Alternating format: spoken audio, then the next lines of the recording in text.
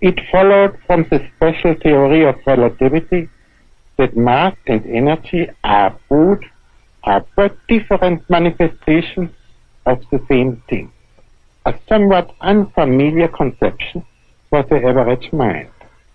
Furthermore, the equation E is equal mc squared, in which energy is thought equal to mass multiplied with the square of the velocity of light, showed that very small amount of mass may be converted into a very large amount of energy, and vice versa.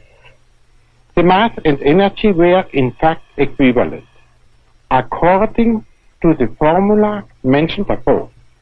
This was demonstrated by Cockcroft and Walton in 1932 experimentally.